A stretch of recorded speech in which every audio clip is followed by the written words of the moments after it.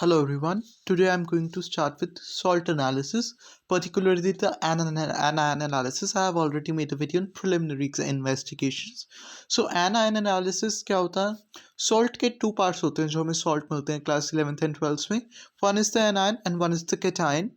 सो double salts नहीं दिए जाते हैं यूजुअली सॉल्ट एनालिसिस में, सिंगल सॉल्ट्स ही दिए जाते हैं. सो सॉल्ट में टू पार्ट्स होते हैं, one is the anion and one is the cation. So सबसे पहले हम एनायन का एनालिसिस करते हैं, then we move towards the cation. Anion is the acid radical basically जिसके ऊपर नेगेटिव साइन होता है. सो सबसे पहले एनायन एनालिसिस की बात कर लेते हैं. जो CBSE बोर्ड का सेशन 21-22 का सिलेबस है उसमें हमारे पास यही एनायंस है. ये कितने एनायंस है? 1 2 3 4 5 6 7 8 9 10 11 12. ये हमारे पास सिर्फ 12 एनायंस है इस बार बोर्ड के सिलेबस में. I hope you can see them. I am just showing to you in a zoomed manner.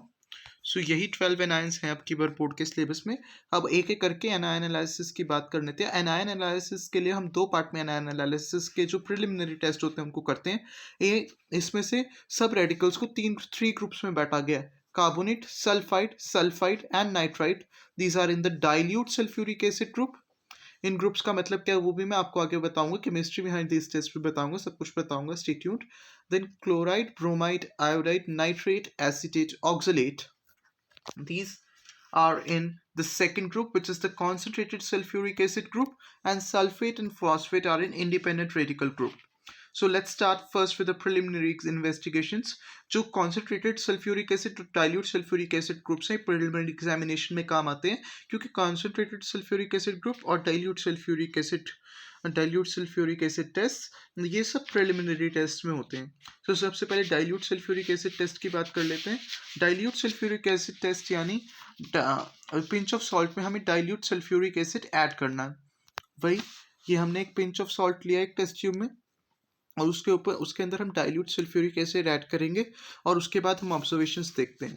अगर हमें कलरलेस एंड ऑर्डरलेस, मैंने सारी ऑब्जर्वेशंस आप लोगों के लिए 3 पॉइंट्स में लिखी हैं. फर्स्ट में हमने गैस का कलर लिखा है, देन गैस टाइप वगैरह लिखा है. सबसे पहले अगर एक कलरलेस एंड ऑर्डरलेस गैस आती है विद ब्रिस्क एफर्वेसेंस, यानी कि कलरलेस गैस इवॉल्व होती है जिसकी कोई ऑर्डर यानी कोई स्मेल नहीं है, वो इस टेस्ट ट्यूब से आती है. एंड ब्रिस्क एफर्वेसेंस मतलब इनो जैसे बुलबुले एंड लाइम वाटर को मिल्की कर देती है. सो ब्रिस्क एफर्वेसेंस और इतना आती है हम लोग समझ जाएंगे that the gas is carbon dioxide. And अगर वो लाइम वाटर को मिल्की कर देती है तो मतलब पक्का ही वो कार्बन डाइऑक्साइड है and the anion is carbonate. जब हम इस चीज़ को प्रिलिमिनरी टेस्ट में लिखते हैं तो हम कार्बोनेट में भी प्रेजेंट लिखते हैं, पर जब लाइम वाटर को मिल्की करने की बात आ जाती है, जब हम सेकंड पॉइंट तक टेस्ट करेंगे सो वो मे बी तक रहता है. और जब हम कन्फर्मेटरी में लिखते हैं तो हमें थर्ड पॉइंट भी साथ लिख देते हैं, हालांकि बुक्स में तीनों साथ ही दिए होते हैं. तो फिर वो हमारा कन्फर्मेटरी टेस्ट हो जाता है. Next comes sulphate. अगर एक कलरलेस गैस आती है जिसमें सल्फर लाइक स्मेल है और वो potassium acidified potassium dichromate paper को ग्रीन कलर कर देती है, सो एनायन है वो सल्फेट हो सकता है और गैस हो सकती है SO2. कंफर्मेटरी टेस्ट है ये लास्ट वाला. राइट, यहाँ तक करेंगे तो प्रिलिमिनरी रहेगा, बट प्रिलिमिनरी में जब भी हम लिखेंगे तो मे बी प्रेजेंट करके लिखेंगे. अगर एक कलरलेस गैस आती है जो कि रोटन एक की स्मेल की होती है और लेड एसिटेट पेपर को ब्लैक कर देती है. नॉर्मली लेड एसिटेट पेपर होता नहीं है लैब में, बट लेड एसिटेट सोल्यूशन जरूर होता है. तो या तो हम उसको टेस्ट ट्यूब में ऐड कर सकते हैं या फिर कॉटन बॉल में लेके उसको टेस्ट ट्यूब के ऊपर रख सकते हैं जिससे गैस के साथ वो रिएक्ट करे और वो ब्लैक हो जाए. तो ये गैस H2S हो सकती है. और ये लेड एसिटेट पेपर ब्लैक क्यों जाता है? बिकॉज लेड सल्फाइड फॉर्म हो जाता है उस गैस के साथ रिएक्ट करके H2S गैस बाहर आती है और एनायन इस केस में होगा सल्फाइड. नेक्स्ट कम्स, अगर एक ब्राउन गैस आती है, तो मैंने कलरलेस गैस की बात कर ली. कलरलेस गैस आती है तो हम सबसे पहले स्मेल चेक करेंगे. अगर कोई स्मेल नहीं है तो मतलब कार्बन डाइऑक्साइड यानी कार्बोनेट आयन. अगर स्मेल आती है सल्फर लाइक स्मेल आती है तो हम फिर सल्फाइड, अगर सल्फाइटर, और अगर रॉटनिक स्मेल आती है तो सल्फाइडर. उसके बाद ये थर्ड टेस्ट करेंगे. अगर सल्फर लाइक स्मेल के बाद पोटेशियम डाइक्रोमेट पेपर को ग्रीन चेंज कर देती है तो sulphur dioxide and sulphide. And अगर लेड एसिड पेपर को ब्लैक कर देती है देन सल्फाइडर. नेक्स्ट कम्स, अगर एक ब्राउन गैस बाहर आती है यानी कलर्ड गैस बाहर आती है तो स्मेल चेक करने की टिपिकली ज़रूरत नहीं पड़ती, because dilute sulphuric acid group में एक ही एनायन है जो कलर्ड गैस देता है हमारे सिलेबस में, दैट इज नाइट्राइट।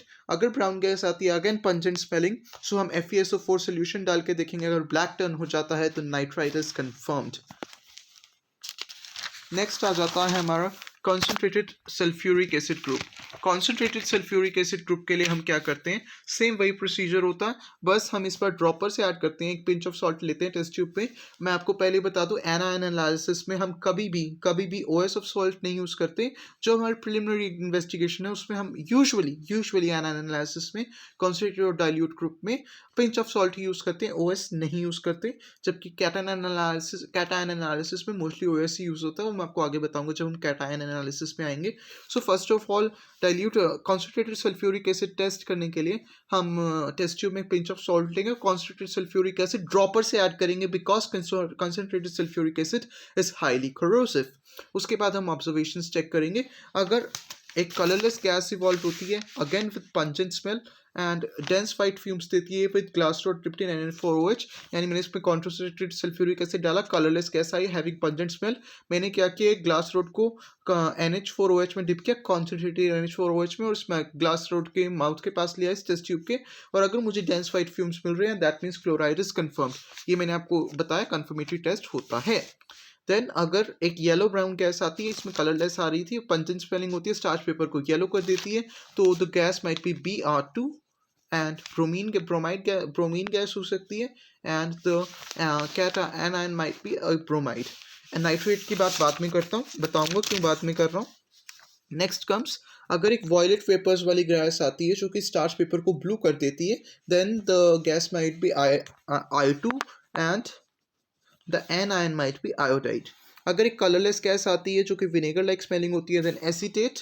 और अगर एक कलरलेस गैस आती है जिसमें से no smell, then burns with a blue flame, then it is oxalate. Oxalate वगैरह इतने कॉम नहीं है इस ग्रुप में से, अगर कोई आता है तो वह नाइट्रेट आता है। नाइट्रेट की बात मैं बाद में क्यों कर रहा हूँ, बिकॉज बुक्स में नहीं लिखा, बट यूजुअली प्रैक्टिकली हम देखते हैं किसी किसी अच्छी बुक्स में लिखा भी हुआ है।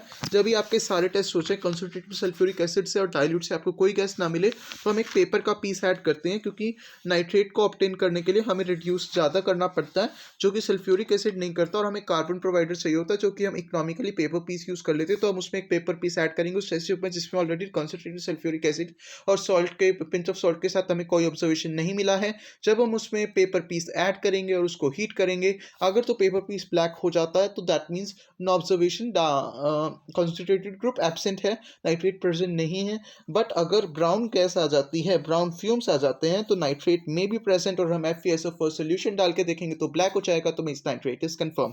पिछले में आपको एक चीज करके, अगर हमारे पास डाइल्यूट सल्फ्यूरिक एसिड डालने पर इनमें से कोई ऑब्जर्वेशन नहीं आता, टेस्ट ट्यूब में कोई रिएक्शन नहीं होता है, सो दीज रेडिकल्स में भी एड, सो हम लिखेंगे ऑब्जर्वेशन में लिखेंगे एडेड डाइल्यूट, एक्सपेरिमेंट में लिखा to a pinch of salt taken in a test tube added dilute sulphuric acid, observation में लिखा नो ऑब्जर्वेशन या नो रिएक्शन, जो भी आपको अच्छा लगे या जो भी आपके टीचर रेकमेंड करें।